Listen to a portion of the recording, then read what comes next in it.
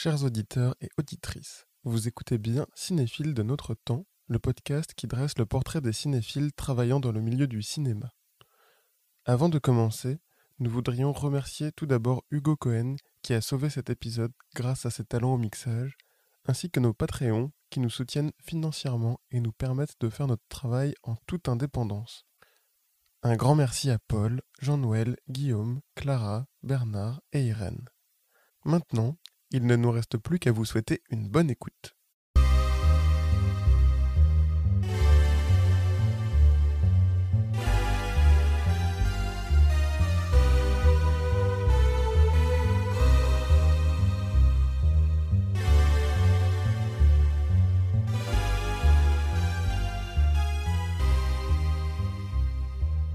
Notre invitée est une comédienne qui traverse le cinéma français depuis les années 80.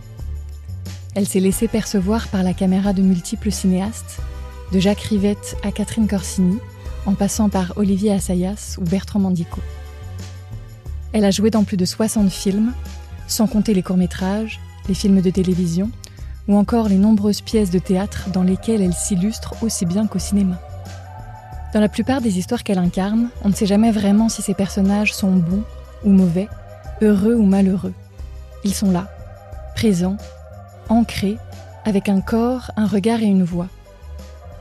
Si le corps semble prendre de la place dans la pratique de notre invité, il est toujours profondément lié à la voix, qui prend peut-être encore plus de place. Par son timbre, son élocution, son rythme, mais aussi et surtout par la pensée qu'elle véhicule. Cette pensée, ou plutôt cette attention portée à cette pensée, est peut-être au cœur du travail de notre invitée et de sa cinéphilie. Bienvenue, Nathalie Richard. On est vraiment très heureux de vous accueillir aujourd'hui à notre micro. Merci beaucoup, moi je suis très heureuse aussi. Et alors, comme c'est de coutume, on va commencer par une petite citation. Quel est le but du cinéma ?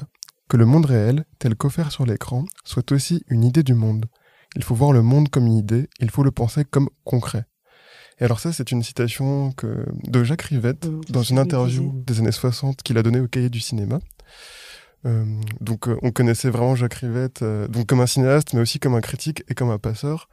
Et vous avez joué dans plusieurs de ses films. Donc est-ce que cette citation, ça vous parle ? C'est-à-dire que oui, dans la mesure, il faut voir comme une idée ou sa propre idée qu'on peut se faire de ce monde et que cette vision ou cette imagination ou ce rêve puisse parvenir à être réel ou en tous les cas concret dans le rêve de ce qu'est le cinéma. C'est toujours difficile de débattre des citations de Rivette. Non, mais je vois très bien ce qu'il veut. Oui, c'est-à-dire que ça puisse apporter, une réalité, même si ce n'est qu'un film, c'est une fiction, que quelque chose puisse passer dans la réalité de cette fiction et qu'elle puisse s'ancrer peut-être quelque part, donner d'autres films, donner d'autres idées, donner des réactions. Et donc, finalement, ça s'inscrit aussi dans le tissu social, dans le tissu de création, dans le tissu politique, dans la conscience, presque. Dans la conscience, enfin voilà. Donc, en ce sens-là, ça devient concret. Même, j'ai l'impression, c'est ce que je comprends. C'est ce qu'on comprend aussi, en tout cas. D'accord. Et moi, je me demandais si ça vous parlait par rapport à Jacques Rivette, peut-être à sa cinéphilie ou à sa manière de... Jacques est beaucoup plus cinéphile que moi, hein, donc là, je crois qu'il était assez imbattable. Hein, en sachant qu'il allait tout voir, même ce qui ne faisait pas partie, entre guillemets, de son cinéma. C'est-à-dire qu'il allait voir des films où lui-même disait « Moi, je ne pourrais jamais faire ça » ou « Je ne ferai jamais ça », mais il en appréciait fortement la qualité. Donc, qu'est-ce que vous vouliez, pardon? Mais c'était très bien, c'était tout à fait ça par rapport à ce que vous pensiez de la cinéphilie de Jacques Rivette, justement. C'est d'aller voir vraiment ce qui vous ressemble et ce qui ne vous ressemble pas. Et comment ça peut peut-être se retrouver à un moment donné dans votre... Mais il avait un fort goût pour vraiment d'aller en salle tous les jours, hein, je crois qu'il y allait, il pouvait voir même 2 films. Après, vers la fin de sa vie, je ne sais pas si c'était aussi régulier, mais je sais par exemple vraiment dans les dernières années, ils avaient fait une rétrospective au Saint-Germain-des-Prés du Louis II de Bavière, donc c'est quand même 4 heures de film. Moi j'étais allée à la séance d'avant, il y avait Jacques avec Véronique, donc quand même 4 heures et quelques. Voilà. Mais c'était vraiment Jacques, ce goût du cinéma, c'était le plaisir d'abord, je pense, de se retrouver dans une salle et puis vraiment d'aller voir des films très différents. Donc connaître la création cinématographique. Et pouvoir peut-être la faire résonner avec ses propres films, peut-être. Aussi, peut-être. Après, je pense qu'il avait vraiment un goût comme spectateur du cinéma, de la découverte, du cinéma de l'autre. Il était très curieux aussi, je pense, attentif aussi au travail d'autrui. On va commencer votre portrait par une première petite question où on vous a demandé si vous étiez une voix au cinéma, laquelle seriez-vous? Alors nous, on l'a trouvé assez évidente comme question, mais vous l'avez trouvé étrange. Et parce que vous nous avez répondu évidemment par la vôtre. C'est vrai, ça paraît un peu évident.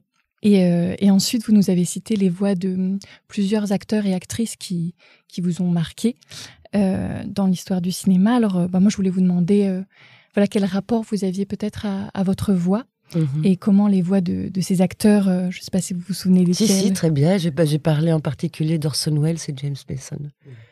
Qui ont des voix particulières. Ouais. Et voilà, quel rapport vous aviez à votre voix et peut-être à ces autres voix que vous nous avez Je trouve que vous avez très bien expliqué au tout début, en fait. J'étais assez... Non, mais c'est vrai. Je me suis dit, ah oui, dis donc. J'ai répondu parce que avec une actrice, je disais, si vous étiez une voix, c'est vrai qu'à une actrice, bon, c'est quand même... Après, comme je sais aussi que ma voix est assez repérable, bon, bien souvent, après, il y a des moments où on dit, tiens, elle fait penser à Delphine Seyrig. Alors, je ne sais pas si c'est le rythme ou c'est devenu après, j'en sais rien. Mais je dois dire que vraiment, les voix qui m'ont... Évidemment, il y a Marlène Dietrich, tout ça. Mais celles qui m'ont vraiment... Enfin, où je trouvais que c'était des voix sublimes. Alors, c'était des voix d'hommes. Et de Mason, parce que je trouve qu'il y a quelque chose de très métallique dans sa voix, très particulier. Un timbre, enfin, il y a du métal, je sais pas comment expliquer. D'un rire aussi, il y a quelque chose qui est pas pincé, qui est fermé, mais où on sent une sorte de grande nostalgie. Donc après, quand on voit un peu les films qu'il a fait, Pandora et tout ça, ouais, même l'affaire Cicéron, enfin, il y a quand même il a toujours, dans le jeu, il se trimballe toujours de sacrées destinées, quand même, faut dire. Et un rythme, et puis il a cet accent un petit peu aussi gallois, non, si je me souviens. Il est quoi? Très anglais, oui, je trouve, moi, oui, justement. Oui, mais gallois, oui, mais c'est... C'est ça, il me semble. Je pense il a un accent gallois, en fait. Mais c'est l'Angleterre où il est... mais c'est ça que j'adore. En fait, il y a un charme assez particulier, quand même. Ah ouais, mais complètement. Moi, ça me... voilà. Et bon, peut-être parce qu'aussi, peut-être parce que c'est un homme, mais je pense que c'est eux qui m'ont... Je sais pas pourquoi c'est eux plus. Peut-être parce qu'aussi il y avait un ailleurs qui était plus grand. Oui, parce et que les femmes, elles sont effectivement... Enfin bon, les hommes aussi, mais... C'est-à-dire quand elles ont une très belle voix, c'est-à-dire qu'elles ont la voix grave, elles charment, etc. Et que je trouvais qu'il y avait peut-être quelque chose de plus complexe et peut-être quelque chose de cette complexité même sensuelle, mais aussi de la pensée, ce qu'il y a avec Wells, où je trouve dans toutes les voix off et tout ça, c'est prodigieux de... Non seulement il a une voix extrêmement chaude, enveloppante, mais on sent que derrière, mais tous les mots sont pensés, il sait exactement où il va aller dans le mais elle est mouvement. très puissante, Et beaucoup d'humour. Et je trouve qu'il y avait énormément d'humour, même dans les films, parce qu'après j'ai repensé, j'avais vu Jeanner et tout, mais vraiment j'adore. Bon. Et il arrive à manier, je trouve, dans cette voix, ce que j'entendais, c'était plein de formes d'adresse. Voilà. Mais moi, quand j'ai relu la question après, je me suis dit voix comme une voix qu'on entend, mais aussi une voix comme à suivre. Et moi, quand j'ai lu un peu le parcours de ces... Vous nous en aviez cité 4, il y avait James Mason, Orson Welles, Ingrid Bergman. Et Ingrid Bergman aussi, que j'ai... Oui. Mais elle, c'est après... Parce que je me souviens, j'avais vu Les Enchaînés, mais toute jeune. Et alors là, j'étais sortie un peu... J'aurais pu mettre... J'étais sortie, j'avais dit, ah, mais quel film incroyable. Mais surtout, c'était la dernière scène avec... Et donc, je trouve qu'il y a quelque chose dans sa grâce. Elle a un léger accent aussi. Ah oui. Donc, je trouvais ça très, très intéressant, la façon dont il apparaissait ou disparaissait. Et après, c'était sa voix avec le rapport de son corps aussi, de ses mouvements. Enfin, je trouvais elle avait une sorte de grande naïveté et de grande grâce. Voilà. Mais en fait, plus que les voix à entendre, c'était presque les voix à suivre, parce que c'était quand même 4 acteurs un peu à la renommée internationale et qui ont marqué le cinéma à tout jamais. Et que moi, j'ai aussi entendu ça comme 4 voix à suivre aussi en tant que presque modèle, mais peut-être que j'ai tort. Ah bah non. Ah bah ouais. non, ouais. Donc plutôt oui, plutôt non. Oui, puis en plus, Bergman, c'était quand même une dame incroyable. Après, le travail qu'elle a fait, de comment elle est partie aussi de Scandinavie, tout le chemin qu'elle a fait à Hollywood, comment est-ce qu'elle a quitté Hollywood pour être avec Rossellini. Donc aussi, elle a changé complètement de type de jeu. On lui en a beaucoup voulu d'avoir divorcé, donc elle a quand même assumé dans l'image et la construction d'une personnalité féminine beaucoup de choses, quoi, je trouve. Puis elle a regagné Hollywood aussi. Elle a regagné Hollywood, absolument. Donc et de Wells, je me suis dit, non, mais il y a une intelligence, voilà. Donc presque inquiétante, moi, je trouve. Ah ouais? Oh, je sais pas. Dans La Dame de Shanghai, il est sublimement beau, quoi. Non, mais c'est vrai, on oublie parce qu'on a l'image de Wells quand il est devenu vraiment très fort, très gros. Mais même là, avec son cigare, le regard, il a un regard mais pétillant. Oui, il est plus candide. À ce moment-là, un peu plus innocent, je trouve, qu'à la fin. Ouais. Oui, non, mais il a une vraie beauté, je trouve. Et on vous a demandé après, pour rallonger un peu sur la voix, si vous étiez une réplique au cinéma, laquelle seriez-vous? Et là, vous nous avez cité donc le « Je suis le colonel Chabert » de Rému, dans le film de 43, du colonel Chabert. Et après aussi une autre réplique qui n'a rien à voir, et en même temps, j'aimerais bien que vous nous disiez pourquoi vous les avez choisies toutes les deux. C'est la réplique de fin de Certains l'aiment chaud, « Nobody is perfect », donc personne n'est parfait, qui est quand même très drôle. Ouais. Alors d'abord, j'avais dit, je sais plus, c'est le film, il est de Le Havre, parce que je l'ai revu, donc je pensais à Harry Bor. Pourquoi c'est ce que vous nous avez dit au début. Et j'ai découvert l'autre jour en re-regardant quand même. Bon, c'était Rému. Alors après, je suis allée voir, parce que je pense que j'avais vu de Harry Bor avec Duvivier, peut-être Les Misérables, mais j'ai eu un tel souvenir. Mais en plus, c'est ça qui est fou, c'est que j'ai un souvenir comment dire. En fait, oui, alors ça, je vais pas. Il est devant quelqu'un, mais en plus, c'est comme un plan en plongée, et je vois la tête de Bor, et avec, je suis le colonel Chabert. Et un truc, quand j'ai le souvenir de petite, m'être dit, waouh, c'est quoi ce truc qui parle avec un regard en plus tellement, en plus c'est l'histoire de quelqu'un qui est censé être mort, qui revient comme un fantôme, mais comme un survivant aussi, puisque il était censé mourir sur le champ de bataille, donc sûrement couvert par tous les cadavres, et il en est sorti. Donc j'avais dû comprendre tout ça, et de cette phrase. Voilà, et d'Harry Bor, parce que je trouvais qu'Harry Bor avait une façon de dire les choses. Bon, Rému est formidable, mais pourquoi là, j'étais très étonnée. C'est un peu les mêmes personnalités, Harry Bor et Rému. Enfin, il y a quelque chose dans le corps, dans la voix, et puis dans cette chaleur aussi, cette grande douceur qu'on voit. Enfin, c'est assez rare aussi où on demande des gens qui ont cette corporalité de leur donner et cette force, cette subtilité, cette douceur, cette sensitivité aussi, même d'amour, quoi. Voilà. Cette finesse. Ouais. Et à Bor avait beaucoup ça. Et je trouve que dans la face, il avait quelque chose qui n'était pas théâtral du tout. Et que là, il y avait cette force de dire je suis un revenant. Peut-être que l'acteur, à force de jouer ou quand il joue, il y a quelque chose de l'ordre du revenant. Ou de celui qui revient, ou qui. Vous voyez ça. Et, qui réincarne. Qui réincarne aussi, bien sûr, ouais. Et puis aussi, bien souvent, on a quand même des rapports dans les films avec la mort, avec cet au-delà de la fiction. Enfin, il y a tout ça, quoi. Donc, je trouvais que ça donnait... Et peut-être que je trouve qu'il y a une force de dire « je suis là à nouveau, je reviens », qui est... De s'imposer, d'être là. Ouais, d'être là, quoi. Sur l'identité aussi, ou sur cette identité où on pense qu'il est, qu'il ne l'est pas. Enfin, il y a toutes ces choses-là. Et justement... Puis d'être en vie aussi, de comment... Et Nobody is perfect, quand on joue, tout n'est pas forcément parfait. Et puis en plus, c'est à la fin, c'est quand ils sont dans le bateau, il enlève la perruque. Et donc voilà. Il reprend sa voix grave. Il reprend ça, voilà. Et nous aussi, c'est tout un jeu de transformation de tout ça. Donc, voilà. C'est vrai qu'elle condense tout le film, en fait, cette réplique, en plus. Bah oui. Et dans la transformation, et peut-être dans ce que c'est de jouer, d'être un acteur ou une actrice. Enfin, j'ai l'impression qu'elle dit beaucoup plus que juste ces 3 petits mots. Oui, et puis aussi, on n'est pas forcément qui on pense, l'autre ne l'est pas forcément, et on tombe peut-être dans des histoires où on n'aurait jamais pu pouvoir penser tomber. C'est vrai. Et en dernière question de ce petit portrait, on vous avait demandé si vous étiez encore dansant au cinéma, lequel seriez-vous? Et là, la réponse a fusé, c'était Fred Astaire. Ouais. Et alors pourquoi? C'est un sublime danseur quand même, non? Voilà. Après, j'ai Jane Kelly, forcément. Donc, après, je pensais à Sid Charles, parce que pendant un temps, j'ai vu quand même pas mal de comédies musicales. Mais je trouve qu'il a... disons, c'est les deux. Mais après, il y a une sorte de fluidité. En plus, c'était un acharné du travail, hein, quand même. Donc, il y avait cette chose aussi où tellement d'heures de travail où on ne voit pas.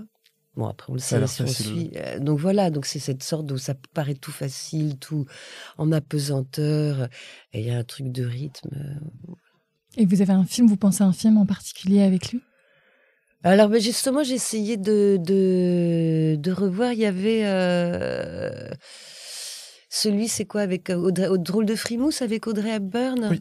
Où il est photographe et tout ça. Non, oui, c'est ça. Funny Face. Oui, c'est ça, Drôle de Frimousse. Ouais, c'est ça, voilà. Voilà.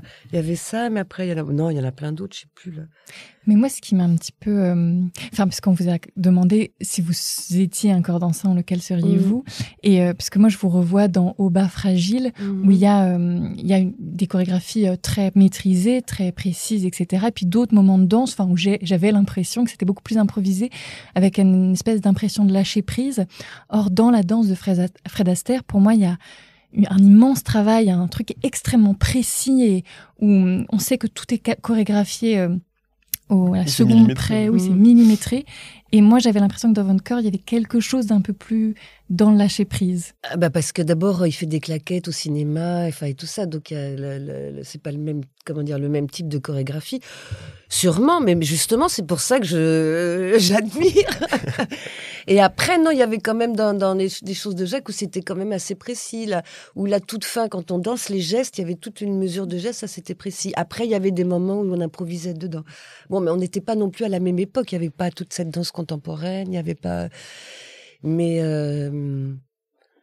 peut-être aussi parce qu'après, j'ai pas assez travaillé la danse aussi, ça m'est arrivé. Mais justement, j'admire cette maîtrise. Cette maîtrise, oui, vraiment, complètement.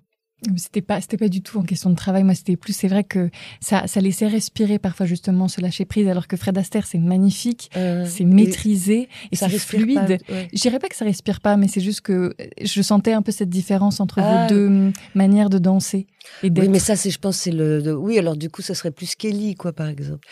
Mais puis même dans la... Mais parce qu'aussi Fred Astaire, comme j'ai fait du patinage artistique, ça me faisait penser à ça, en fait. Mais le fait de glisser, quoi. Oui, il fait du roller un moment, plus comme vous dans Au bas fragile. Ah oui, aussi. Je me souviens plus dans quel film. Je sais plus, mais c'est avec c'est possible. Ginger Rogers. Ouais. C'est possible, ouais. Oui, je sais plus dans quel film c'est, mais ils sont là avec les rollers et à la fin de la scène, ils tombent dans la pelouse. Enfin, c'est assez marrant. Mais bon, après, je pense que c'est un truc d'époque aussi. Enfin, le temps, si vous voulez. On va revenir au temps. Parce que à Hollywood, enfin, toutes les comédies musicales, c'était quand même, tout était super réglé, super. Donc voilà, donc l'histoire de la danse, elle n'était pas au même endroit pour moi, quoi. Après nous avoir parlé de son amour pour la comédie musicale de l'âge d'or d'Hollywood, Nathalie Richard reste dans le passé pour nous évoquer son lien à la pellicule, à cette manière de filmer et de tourner qui ancre le cinéma dans une autre temporalité.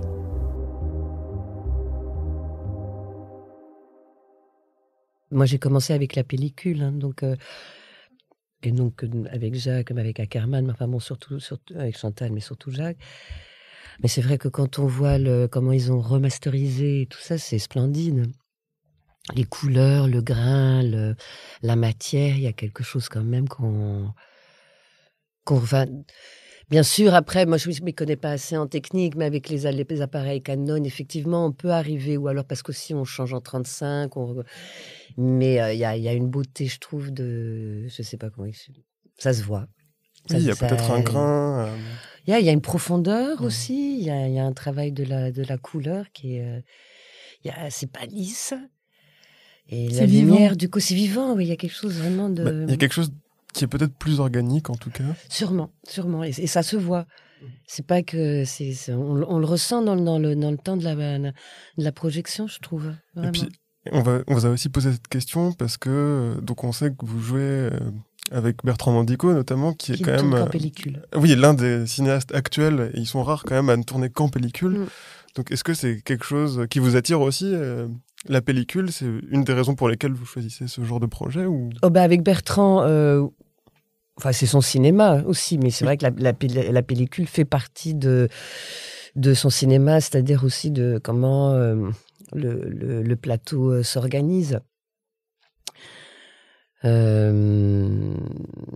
donc ça a un impact. C'est d'ailleurs, c'est pour répondre après avec l'autre question. Bon, c'est quand même avec Bertrand, comme on a des jours de tournage toujours un peu serrés avec tout ce qu'il faut faire et tout ça. C'est vrai que c'était pas les mêmes conditions avec Jacques, hein, donc parce que la pellicule, évidemment, ça prend plus de temps parce qu'il faut charger, on attend.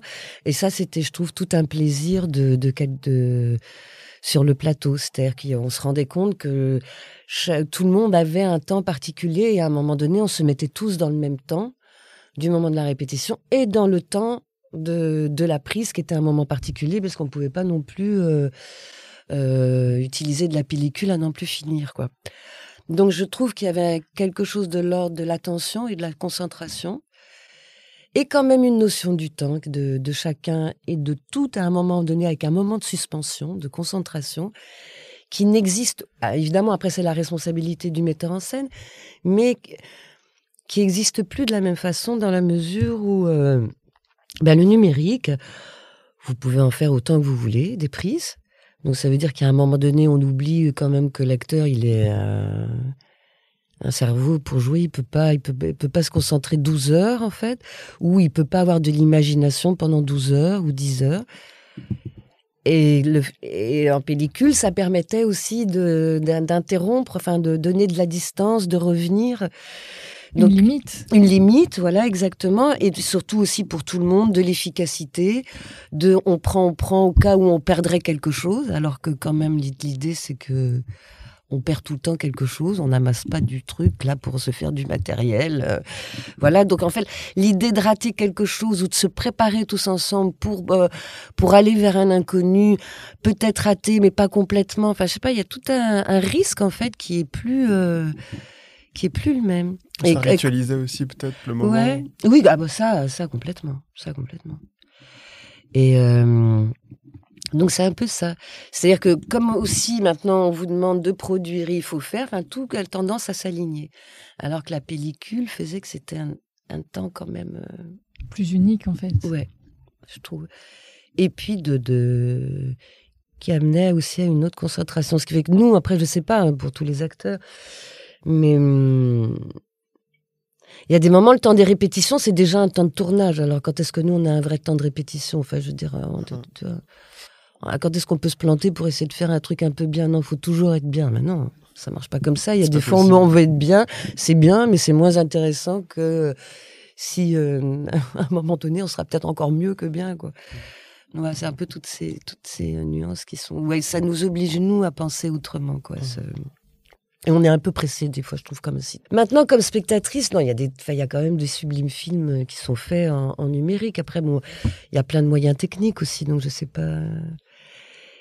Mais bon, après, il y a aussi... Alors, est-ce que c'est lié? Parce qu'il y a aussi toute l'histoire de la télé qui est rentrée dans le cinéma, qui n'était pas comme ça du tout à l'époque non plus, quoi. C'est vrai.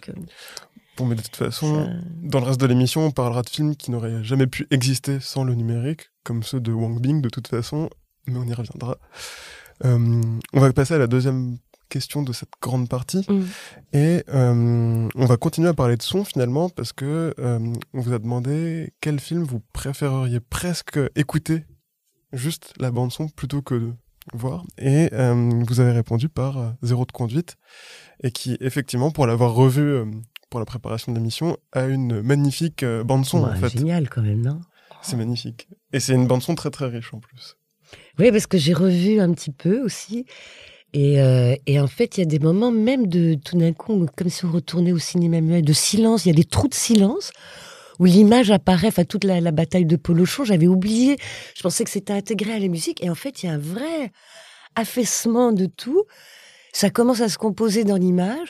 Et au moment où on part... Et tout, je veux dire, les bruits des jeunes garçons quand ils marchent dans la rue, le rythme de leurs phrases, la musique, ouais, c'est très très riche, c'est vraiment... c'est presque théâtral, moi je trouve, avec les voix. Surtout la voix du directeur forcément marque parce qu'elle est vraiment très drôle, mais il y a un truc hyper théâtral, quoi. Et dans le Je vous dis merde aussi. C'est ça, il y a des répliques qui marquent. Je vous dis merde, mais c'était quoi après? C'était un pot de colle, vous allez... Monsieur, il peut y aller, il a mal au ventre. Monsieur, mais même des répétitions. Monsieur, il peut y aller, il a mal au ventre. Monsieur, il peut y aller, quoi, il a mal au ventre. Il y a un truc très direct, quoi. J'aurais voulu regarder, il y avait ça, il y avait quoi d'autre. Enfin, on pourrait sortir des phrases. Mais il y a beaucoup de phrases incroyables, hein, franchement. Ouais. Et après, je trouve que toute la bande son est très hétéroclite. En fait, elle est très riche. C'est-à-dire ça commence et ça finit par la même comptine. Il y a des moments uniquement musicaux et qui évoquent le cinéma muet. Puis il y a toutes ces répliques qui se détachent du reste des dialogues. C'est quand même très, très, très, très riche. Ouais. J'ai revu aussi. J'ai trouvé que c'était un très beau film. À chaque fois que je le revois, il y a une poésie. Et c'est un film musical, comme vous dites. Après, quand j'ai dit il faut le voir, parce que je pense qu'il faut le voir, mais quand on l'a vu, si on ferme, je pense qu'il y a les images ou qui reviennent autrement, mais on a une impression du film, de sa vigueur, et puis de son authenticité, puis même c'est Zéro de conduite, quand même. Mais moi j'ai toujours aimé ce film, mais je m'étais pas rendu compte à quel point la bande son tenait comme ça aussi, en fait. Et c'est vrai que là, en le revoyant et en l'écoutant mieux, j'étais agréablement surpris. Ouais, ah bah super, ça me fait plaisir. Le son, c'est toujours le grand oublié du cinéma. Oui. Même les gens du son, bien des fois, ils disent « Mais comment est-ce qu'on arrive dans cet endroit où il y a du bruit et qu'il faut tourner ?» C'est vrai qu'ils se retrouvent. Mais d'ailleurs, les films de pourtant, c'est quand même vachement important parce que... Zut, alors... Bah oui. Chantons sous la pluie à qui le donne. Non, mais voilà, quand même, toute l'histoire du cinéma, si on parle aujourd'hui de cinéma, on parle bien du cinéma parlant, quasi très, très rarement du cinéma muet, quoi.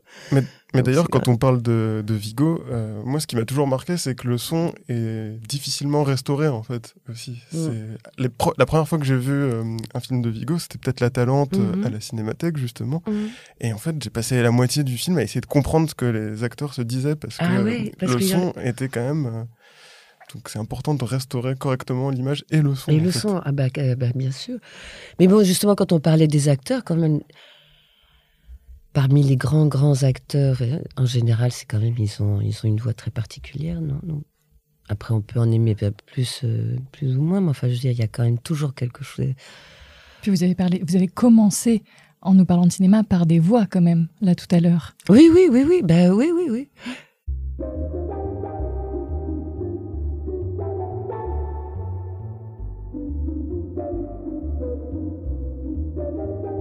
Dans cette troisième catégorie, dédiée à la mémoire et au sommeil, Nathalie nous parle de rêves et de nuit, en commençant avec un film duquel elle est sortie complètement émerveillée, Le Gertrude de Dreyer. J'étais pas comme dans un rêve pendant le film. C'est en sortant du film que j'avais une impression de rêve éveillé ou que j'avais été transportée. Et alors à chaque fois, je suis désolée, mais je parle de films assez anciens parce que le Si j'étais m'a propulsée dans mon enfance de cinéma, en fait. Donc je me suis... Et je dis ça pour ça parce que je me souviens très très bien des salles, par exemple, où j'ai vu certains films en étant toute jeune qui m'ont marqué. C'est vraiment l'ensemble, c'est le lieu, je sais plus si c'était le matin ou le soir, enfin des choses comme ça. Enfin, c'est comme si tout un truc, quoi. C'est de rentrer dans la salle, de s'asseoir, là, quel écran, là. Et vous vous souvenez des projections? Alors, le Dreyer, je me souviens, c'était au Latina. C'était un dimanche, je crois bien, parce que j'étais au tout début j'étais déjà au petit début du conservatoire. Ouais, peut-être. Non, en fait, c'était le début où il y avait encore le centre culturel du Marais qui existait, où ils faisaient des super expos de peinture, et donc j'y allais toute seule. Et c'était une des premières fois où j'allais toute seule voir des trucs, parce que j'avais un peu peur au début. Je préférais aller avec des copines. Mais après, j'ai trouvé un grand plaisir à goûter une certaine solitude et de découvrir aussi dans cette solitude-là. Et donc, il y avait le Latina qui était à côté, qui est devenu, je ne sais plus comment il s'appelle maintenant. C'est le Luminor, voilà. de ville. Voilà, exactement. Et là, je me souviens, j'étais au fond de la salle. Et je sais même pas, parce que je connaissais pas Dreyer. Je crois que c'est le premier film. Skordec, je l'ai vu après Les Maîtres de logis, ensuite. Et je me souviens, j'étais au fond de la salle, j'ai regardé ce film, mais j'ai un souvenir de... Donc, je me souviens très bien, enfin, c'est marrant comment la mémoire... Du noir et blanc de cette femme. Et de ce qu'elle disait à la toute fin. Alors là, je voulais, mais j'ai pas eu le temps de ce qu'elle disait à la toute fin. Enfin, c'est une pensée sur l'amour et tout ça. Bon, c'est une femme qui vit passionnément l'amour, qui est toujours d'une certaine façon aussi déçue, aussi par l'attitude des hommes dans leur dans leur attention aux femmes et à cet amour, ce grand amour possible. Et donc, elle a la force de se séparer d'une part d'un ami, de son mari, de retrouver un ancien ami qui a dû être un amant, si je me souviens bien, et qui va avoir une aventure avec un jeune homme, mais bon, ce qui ne va pas réussir, et donc elle va décider de vivre en solitaire, mais il y a elle reçoit une lettre, et il y a bon, ça, il faudrait que vous me racontiez. Son ami qui revient, voilà. Ouais. Et quand j'ai revu, alors il y a longtemps, parce que j'ai revu, j'étais très étonnée. Alors je pense que c'est ça qui m'a marqué, c'est de la forme. Parce que c'est assez... bon, j'avais le souvenir, parce que là j'ai revu le début, ce qui est assez hiératique, mais il y a tout un jeu de reflets dans les miroirs, il y a sur les seuils des portes, donc il y a quand même une mise en scène, je pense que j'ai perçue. Et commençant à faire du théâtre, où je me suis dit, tiens, c'est dingue, c'est pas du théâtre, mais il y a quelque chose de ça, c'est du cinéma, de quelque chose qu'on pourrait utiliser sur scène aussi, en fait. Mais je crois en plus que le Gertrude part d'une pièce de théâtre. D'une pièce de théâtre, ouais. Et après, je trouvais que cette femme, elle avait une sorte d'immense mélancolie, nostalgie, mais avec une grande, un très beau port de tête, si j'ose dire, parce qu'elle est filmée comme ça. Donc c'est cet ensemble. Et aussi, je me suis rendu compte après coup aussi, c'était quand même le courage aussi de combattre la place, d'être un peu contre les a priori de ce qu'est une femme dans un ménage, et de la position de la femme dans la société. Donc voilà, mais c'était la grande grâce, après, quand j'ai eu la grande grâce de filmage, quoi, et puis quand même, c'est des cadres très posés, ces histoires de reflets. Et de regard aussi. Moi, ce qui m'a marqué, c'est qu'il ne se regarde absolument, jamais. Il y a toute une scène quand elle est avec son... Ah, mais ça, c'est génial, mais ça a été repris, en fait, au théâtre, vachement après, qui est presque un truc classique, en fait, ou même antique.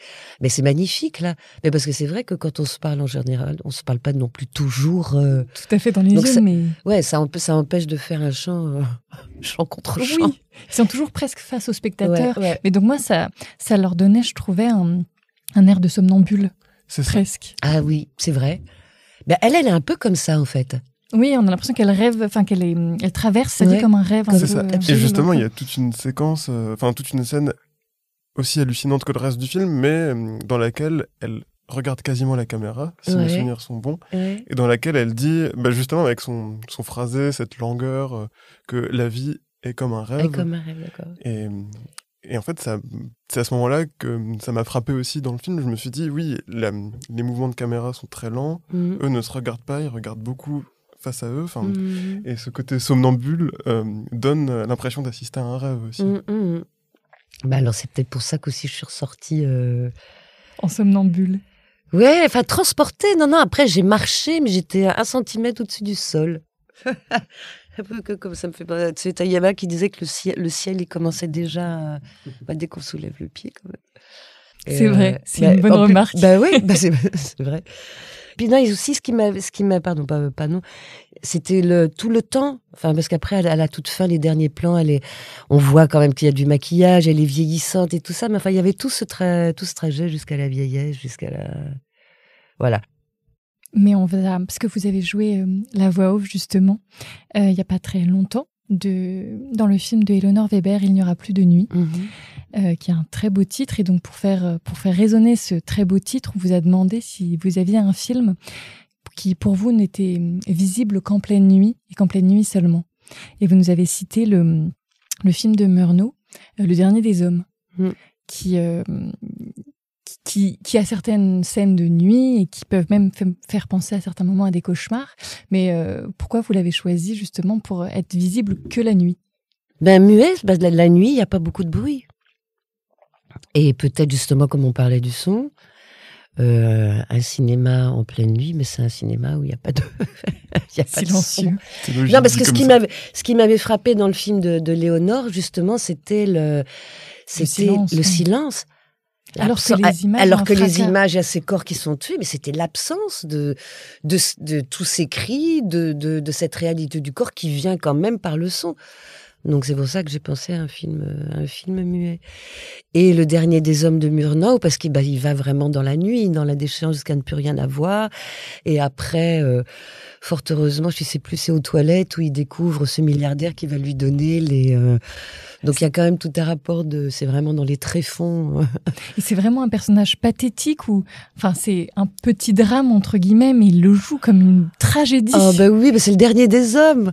Ah non, mais il est tellement, et tout le début du film, c'est magnifique, le palace, tous ces transparents, là on se dit mais c'est vraiment c'est du cinéma contemporain. Enfin, je veux dire qu'il y a les effets spéciaux, il y a des fois, c'est pas mieux que ce qu'ils ont inventé déjà à ce moment-là, quoi. C'était un des premiers films avec une caméra aussi libre en plus. Ouais.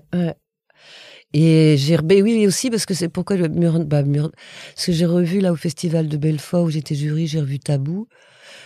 J'ai vu Tabou, j'avais dû voir magnifique. Donc c'est vrai, non seulement ce metteur en scène qui est quand même un immense metteur en scène, mais il y a une sorte d'innocence, je trouve, de naissance aussi, hein, justement de l'image. Il y a des trucs dans Zéro de conduite où on retrouve cette chose-là, pas seulement la bataille de Polochon, mais des moments.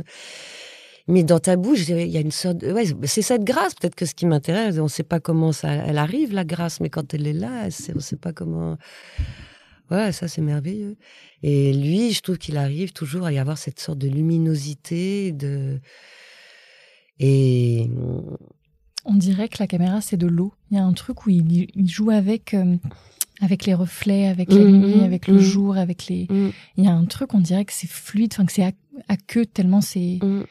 Pour le coup, il y a de la matière aussi. Oui, il joue avec tous les éléments. Il y a beaucoup de mouvements. Et Et il y a pas d'arrière-pensée.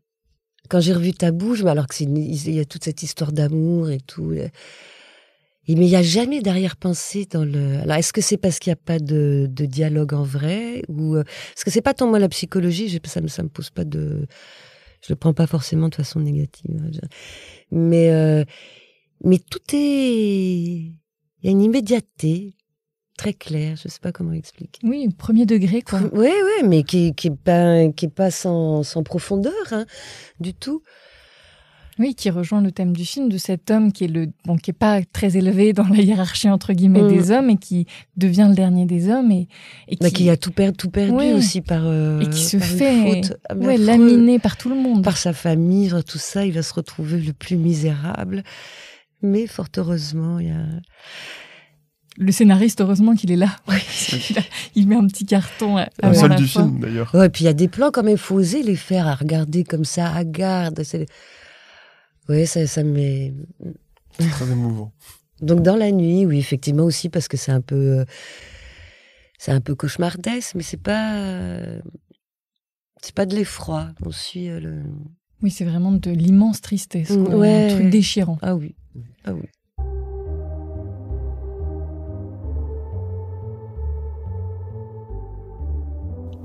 Pour sa carte blanche, Nathalie Richard reste dans la thématique du mélodrame et après nous avoir parlé avec tendresse du dernier des hommes, elle nous décrit la dernière scène du film déchirant de Douglas Sirk, Le mirage de la vie. Ce dont je me souviens, donc il y a cette dame noire qui est la domestique en même temps, l'amie proche de cette famille américaine blanche, de cette femme qui est comédienne et qui a une fille. Et cette dame, donc, avait une fille qui est née métisse et plutôt blanche. Et en fait, il y a eu un grand drame entre sa fille et elle, puisque sa fille ne voulait pas accepter que sa mère soit noire. Et donc, elle qui voulait être tellement comme les autres, accéder à ce que les Blancs avaient. Et donc, on voit... si je me place du point de vue du spectateur, mais c'est pas le truc, parce que vous m'avez dit à l'intérieur. Comme vous voulez. Comme vous voulez. Non, parce que oui, en fait, je me mets plus comme ça, mais pourquoi? Parce que peut-être que je me mets du côté de la. Enfin, on voit le corbillard noir avec ses grandes roues qui arrive. On entend même, je crois, il y a tous les gens qui attendent en silence. Je sais plus si vraiment il y a du silence d'abord et qu'on voit la voiture arriver et on comprend ce qui se passe. Il y a des fleurs blanches sur le truc et tout d'un coup de l'écran. Mais c'est pour ça que je me mets pas comme spectatrice, mais venant comme elle. Et elle rentre dans l'image, en fait. Je sais plus si elle rentre dans l'image du centre ou d'où, mais enfin vraiment, elle rentre dans... Et elle court, je crois, vers le corbillard. La fille. La fille. Oui. Et elle appelle maman. Et là, généralement, la salle pleure. Oh, mais comment elle le dit, en plus, c'est vrai, ouais, terrible. C'est terrible. Et parce que on voit aussi après les autres qui attendent. Mais c'est qu'en fait, et elle essaye d'attraper les fleurs, elle essaye d'attraper le cercueil. Et en fait, ils essayent de fermer. Ouais, c'est terrible. Et alors, pourquoi ce film? Pourquoi l'avoir choisi, celui-là? D'abord parce que, j'aime beaucoup Douglas Sirk. Je l'ai découvert plus tard, en fait, que ces autres films-là. Mais, pardon, parce que je pense aussi qu'on n'avait pas commencé à faire de rétrospective. C'est après les films de Fassbinder qu'on était... parce que je trouvais que c'était une façon quand même très intéressante... de comment parler du racisme et comment cette jeune fille aussi essayait de dépasser le racisme. Elle étant métisse, mais plutôt blanche, comment est-ce qu'elle essaye de cacher le fait que sa mère soit noire, donc elle est noire, mais qu'en fait elle se retrouve dans un paradoxe fou, quoi. Et quelles étaient les difficultés et les pièces dans lesquelles on pouvait tomber pour tenter de... En fait, elle essaye de dire qui elle est tout en reniant qui elle est, quoi. Et quelle place il a, ce film, dans votre cinéphilie? Sirk, après, je suis allée voir tous ces films et tout, quand même comme mélodrame. Je trouve qu'il y a une intelligence, je trouve, incroyable. Alors qu'il y a ça y va, c'est tout. Mais il y a l'intelligence qui tient le film, enfin, les pensées du film. Donc ça, je trouve ça assez admirable. Et c'est vrai qu'il a tout un travail de mise en scène, justement, alors sur les escaliers, alors lui aussi, les reflets, mais comment les gens... Enfin, il y a tout un... Je trouve que le décor joue beaucoup dans la dramaturgie, en fait, de ces films. Oui, c'est d'une grande richesse, effectivement. Ouais. Et vous l'avez découvert il y a... Oh, il y a longtemps. Ouais, dans les années 80. Mais c'est dans les années 80 qu'ils ont commencé à ressortir et tout ça. Et parce qu'aussi, il y avait à l'Arche, ils avaient édité le bouquin de Fassbinder, où il parle de Douglas Sirk. C'est ça, parce que Fassbinder considérait Douglas Sirk comme le plus grand cinéaste en vie et en activité à son époque, en tout cas. Tous ces films sont très beaux. C'est vrai. Mais c'était du rapport à la mer, je trouvais assez incroyable. Voilà. Et cette femme et la maman, cette actrice noire américaine qui joue, elle est absolument magnifique. Il y a Lana Turner aussi qui fait l'actrice. Voilà. Mais moi, je suis assez pour. Enfin, quand on essaie de s'attaquer à la forme du mélodrame et qu'en même temps on arrive à avoir cette puissance et cette intelligence de propos, je trouve ça formidable. Enfin, ça m'emporte.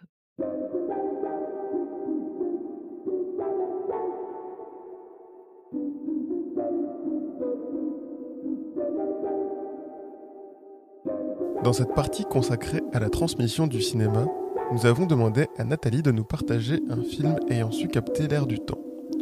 Ne faisant pas les choses à moitié, elle a choisi 3 films et un cinéaste. Avec l'agilité d'un chat, cette dernière saute de Memoria à Mélancolia en faisant quelques détours par Salo de Pasolini et la filmographie du documentariste chinois Wang Bing.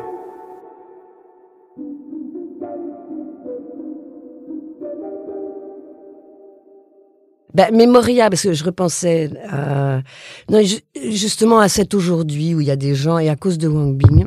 Et c'est comme ça que j'ai pensé à Mélancolia, en fait, après. Sur ce monde qui, visiblement, ne tourne pas forcément très rond, va possiblement à sa perte, mais bon, on ne sait pas encore pour combien de temps. Mais il y a tous ces films qui essayent de dire, il y a quelque chose aussi à côté qu'on ne voit pas, de cet invisible qui serait partie prenante. Et si on ne fait pas attention à ça, ça peut être plus dangereux que si on y prête attention, de remettre. Alors, c'est pas de tous les trucs sur la planète et tout ça, mais c'est de considérer en fait le monde avec tous ses mystères, ses complexités, ses paradoxes. Donc cette femme, c'est comme si elle entendait le bruit du monde ou le bruit d'autres voix d'avant. Après, peut-être qu'il y a un dysfonctionnement aussi, mais bon, s'il y a un dysfonctionnement, c'est bien qu'il y a quelque chose à entendre.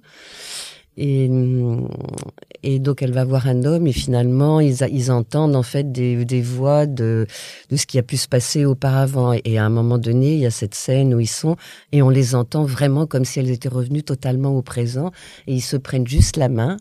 Et là, je me suis dit, mais ça vaut le hors-d'être quand elle se réveille. Là, parce que c'est tellement simple, c'est tellement casse-gueule. Enfin, je veux dire, il faut y croire quand même au truc. Hein. Ça marche. Ça marche. Enfin, moi, j'étais bouleversée. Incroyable. C'est sublime. Et on entend tout d'un coup toute l'histoire qui est là, qui est vivante, plus que vivante que eux, mais leur écoute est vivante à ce monde oublié, en fait, et qui revient comme je suis le colonel Chabert. Toujours des histoires de revenants, finalement. Non, mais que ça, il y a un ensemble, quoi. Et voilà, et je trouvais aussi que dans la qualité de jeu, il arrivait à faire quelque chose dans la fiction que je retrouve de façon absolument admirable chez Wang Bing ou chez ce jeune Deng Fei qui a eu le grand prix et qui s'appelle Father. Le prix à Belfort. Ouais, le grand prix qui est vraiment dans la lignée de Wang Bing. Et je trouve que Wang Bing, la façon dont il met ces personnes en situation où on ne voit jamais lui où il est, mais il est toujours à la bonne distance de filmage. Et quelque part, il y a une succession de situations. C'est-à-dire que on est dans du documentaire parce qu'il raconte quelque chose, mais c'est pas un reportage. Et on est vraiment dans un film, dans une fiction de ces gens. Et je me dis, il y a des moments, je les vois jouer, mais si je pouvais jouer comme ça, ils ont une qualité de jeu, mais extraordinaire. Mais lui arrive dans le temps de comment il les filme, parce que c'est quand même tout est mis en scène. C'est pas pris au hasard, où il arrive toujours à se placer de façon à ce que il y a une composition, parce que par exemple les trois sœurs du Yunnan, c'est quand même incroyable. Même le film sur la folie, waouh. Et bien voilà, je trouve que avec Memoria et ça, je trouve qu'il y a une qualité, alors pour le coup, de ce qui capte de la vie, mais du jeu, de comment les gens seraient du présent qui est absolument magnifique. Mais d'ailleurs, si on arrivait, nous, à faire ça en fiction, j'aimerais bien. C'est vrai. Mais d'ailleurs, pour en revenir à Wang Bing, il y a quelques mois, ou il y a même 1 an ou 2, je sais plus, il y avait eu une rétrospective et une exposition au Jeu de Paume. Ouais. Et le titre de l'exposition, c'était Wang Bing, l'œil qui marche. Ah, d'accord. Et je trouve que ça rend très justement compte de sa démarche. Ouais. Il est là, il a une intention extrême à ce qui l'entoure et au présent. Ceci dit... Oui, puis il est toujours dans la bonne distance, et la scène, elle dure, mais il y a des fois, mais même le tout début d'À l'Ouest des Rails, où il se retrouve dans l'entreprise, il y a le qui tousse, mais c'est une scène géniale, quoi. Magnifique. Mais moi, ce que dans les films aussi, et notamment dans Mélancolia et dans Salo, il y a une tristesse, il y a un espèce de truc ultra mélancolique sur le monde, quoi. Donc, est-ce que ça fait partie justement de cette ère du temps ? Sûrement, ou d'un danger, parce qu'après, en fait, de ça, j'ai pensé au danger de Mélancolia. Bon, et il y a ça aussi, parce que quand même, avec ce tremblement de terre, là, dans Memoria, en fait. Avant la soucoupe volante, là, et tout ça. Mais cette idée d'ailleurs, parce qu'il y a ce film américain, là, moi, je me suis endormie devant, hein, aux États-Unis, là, Don't Look Up, parce que ça, Don't Look Up, oui. Que ça va te tomber dessus sur la tête, la météorite. Voilà. Et là, je trouvais ça très beau sur l'histoire de la science, comment elle pense avoir raison et finalement elle s'est trompée. Enfin, nous, avec cette histoire de virus où tout le monde se dit on va. Et je trouve qu'il y a une chose magnifique entre ce mariage, l'amour qu'il y a après là où Charlotte Gainsbourg, elle est absolument magnifique. Alors elle a une voix. Je trouve de plus en plus quand je l'entends et quand elle joue, elle a un truc dans la voix, un timbre de voix absolument splendide. Et je trouve de toute cette impression où on ne sait pas, ou quelque chose de plus fort que vous, qui est encore plus que le monde dans lequel on vit. Voilà, je trouvais qu'il y avait une métaphore assez incroyable dans Mélancolia. Et puis même quand elles se mettent sous la hutte et qui protège rien du tout. Mais on espère. On espère, c'est vrai. Faut garder la foi. C'est quelque chose de magique. Oui, de magique, c'est ça. Il y a un désir de retrouver des choses qui en fait sont simples, mais qui deviennent magiques, parce que c'est de tenter peut-être de... Jusqu'au bout. De croire jusqu'au bout, je sais pas. Et l'air du temps, parce que Salo, je pense que ça reste un film aussi fort, toujours maintenant, sur le pouvoir, le sexe et la politique et la dictature, quoi, voilà. Donc, on mettrait juste un peu d'autres costumes. Je pense que ce serait... ouais. Puis ça choquera de tout temps. Ça choque toujours, ça perd pas de son pouvoir de subversion, en tout cas. Oui, enfin, de penser, parce que moi, justement, je l'ai revu pendant la période du confinement. J'avais amené plein de... Je me suis retrouvée à la campagne avec une amie, donc j'avais amené... On disait, mais putain, on va revoir quand même... Vous étiez un petit salaud, c'est sympa. Ah ouais, mais on a fait la ricotte, hein, j'ai revu La Passion selon saint Matthieu. Ou alors là, j'étais même étonnée, mais je trouve que là, il a des plans, des gens à des moments, waouh, incroyable. Mais c'est comme là, ce film-là, il est quand même. Mais moi, je suis pas si choquée en fait. Même quand je l'ai vu assez jeune en fait. C'est difficile de parler de Salo, je trouve, parce que on a déjà cité le film dans l'émission, et la personne qui nous avait répondu, elle avait vraiment été choquée par le film au point de ne pas avoir envie de le revoir. Elle nous a dit le film m'habite suffisamment et c'est fini pour moi, quoi. Je sais que je pourrais jamais m'en défaire, mais. Ah oui, moi aussi, c'est un film que je reverrai, justement, parce que pour essayer de voir comment je le repense, ou comment il me fait repenser. C'est vrai que c'est le cycle d'Amerde qui est difficile, parce que quand on imagine qu'on avale, c'est quand même un peu dur. Bon, eux, ils avaient du chocolat, quand même. Mais il paraît qu'ils se sont bien marrés. Hein. Je pense à tourner, vaut mieux. Vaut mieux vu la dureté, quand même. Ouais. Mais après, je trouve il a quand même, il y a une telle...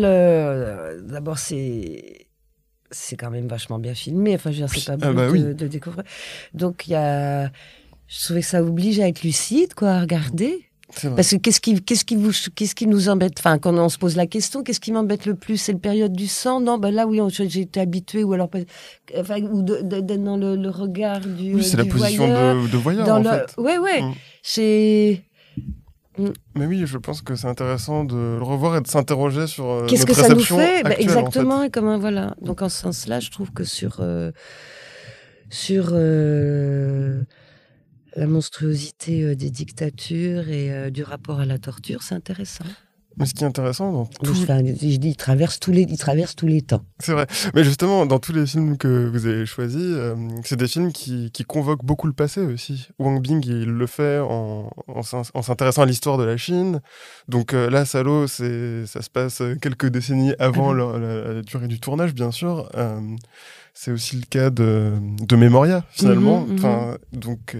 Est-ce que pour comprendre l'air du temps, l'air du temps, oui, c'est-à-dire de comprendre aussi les catastrophes, les chaos, les guerres, de comment elles ont structuré des gouffres, des pensées, des possibilités des traumatismes, et de comment avec ça on avance et comment. Et que finalement, comment c'est ça. presque les traumatismes qui teintent l'air du temps. Oui, enfin, qui les traverse, qui les constitue. Enfin, que ça constitue des strates. Non, c'est de la géologie. En fait, il fait un Pitchapong, il fait un peu de géologie. Pour finir comme on a commencé, Nathalie Richard nous parle non pas de film refuge, mais de 2 voix refuge, celle des actrices Brigitte Mira et Delphine Sierrig, qui l'accompagnent et la guident dans son métier d'actrice autant que dans son plaisir de spectatrice.